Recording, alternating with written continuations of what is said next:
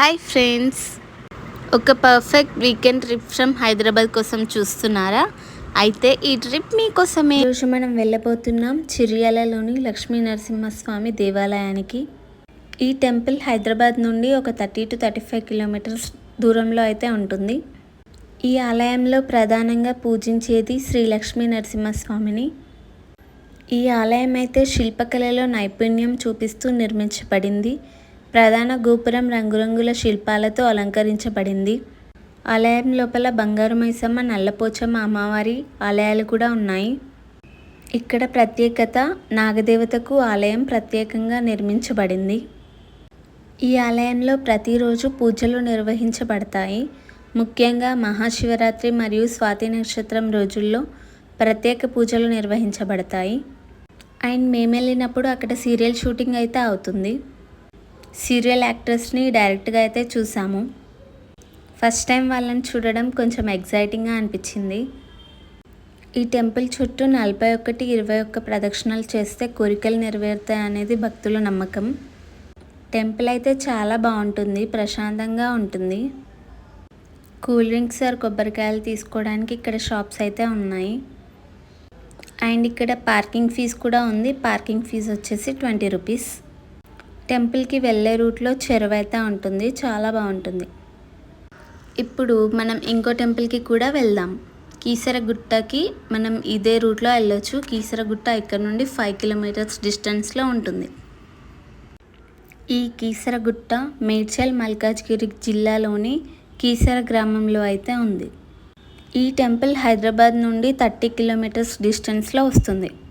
ECIL cross roads నుండి 12 కిలోమీటర్ల దూరంలో ఉన్న చిన్న గుట్టపై ఈ ఆలయం అయితే ఉంది. ఈ ఆలయంలో ప్రధాన దేవత శ్రీ రామలింగేశ్వర స్వామి. ఈ టెంపుల్ ప్రత్యేకత ఏంటంటే, రావణుని వధ చేసిన తర్వాత రాముడు బ్రాహ్మణ హత్య పాపం నుండి విముక్తి పొందడానికి శివలింగాన్ని ప్రతిష్ఠించాలని నిర్ణయించుకున్నారు. ఆ లింగాన్ని తెచ్చే బాధ్యతను ఆయన హనుమంతుడికి అప్పగించారు. హనుమంతుడు కాశీకి వెళ్ళి ప్రత్యేకమైన లింగాన్ని తీసుకువస్తాడు. అంతలో రాముడు సమయం పూర్తవుతుందని గ్రహించి ఈ గుట్టపై స్వయంగా నేలలో ఉన్న శివలింగాన్ని ప్రతిష్ఠించాడు. అది స్వయంభూలింగమని పిలుస్తారు. కొంతసేపటికి హనుమంతుడు వచ్చి చూసేసరికి లింగ ప్రతిష్ఠ పూర్తయిపోయింది. కోపంతో తన లింగాన్ని దూరంగా విసిరేస్తాడు హనుమంతుడు. అప్పుడు రాముడు ప్రేమగా హనుమంతుని దగ్గరికి వచ్చి, ఈ గిరి నీ పేరు పైన పిలువబడుతుంది, ఇక్కడ నీకు ప్రత్యేకమైన పూజలు జరుగుతాయని హనుమంతునికి చెప్తారు. అప్పటి నుండి ఇక్కడ రామలింగేశ్వర స్వామితో పాటు ఆంజనేయ స్వామికి కూడా ప్రత్యేకంగా పూజలు అయితే జరుగుతాయి. ఇక్కడ ప్రతిరోజు ఉదయం సాయంత్రం పూజలు జరుగుతాయి. ముఖ్యంగా మహాశివరాత్రి రోజున ఇక్కడకు వేల సంఖ్యలో భక్తులు వస్తారు. రాత్రంతా జాగరణలు, ప్రత్యేక అభిషేకాలు జరుగుతాయి. కార్తీక మాసంలో దీపాలు వెలిగించడం ఇక్కడ ప్రత్యేకత. శ్రీరామనవమి మరియు హనుమ జయంతి రోజుల్లో కూడా ప్రత్యేకంగా ఉత్సవాలు అనేవి నిర్వహిస్తారు. ఆలయ దర్శన సమయములు ఉదయం 6 గంటల నుండి మధ్యాహ్నం 12 గంటల వరకు, అలాగే సాయంత్రం 4 గంటల నుండి రాత్రి 8 గంటల వరకు భక్తులకు దర్శనం అయితే కలుగుతుంది. వారం చివర్లో, ప్రత్యేకంగా ఆదివారాల్లో ఇక్కడ ఎక్కువగా రద్దీగా ఉంటుంది. అండ్ ఈ టెంపుల్ చుట్టూ శివలింగాలు అయితే మనకు చాలా కనిపిస్తాయి. ఇవన్నీ హనుమంతుడు విసిరేసిన శివలింగాలు. ఈ కీసర గుట్ట చుట్టూ చిన్న చిన్న చెరువులు, పచ్చని పొలాలు కనిపిస్తాయి. హనుమంతుడికి ప్రత్యేక ఆలయం గుట్టపైనే ఉంటుంది. అండ్ ఇక్కడ నుండి వ్యూ అయితే చాలా బాగుంటుంది.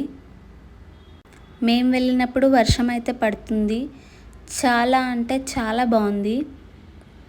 చుట్టూ గ్రీనరీ అండ్ చాలా దూరంలో ఒక చెరువు.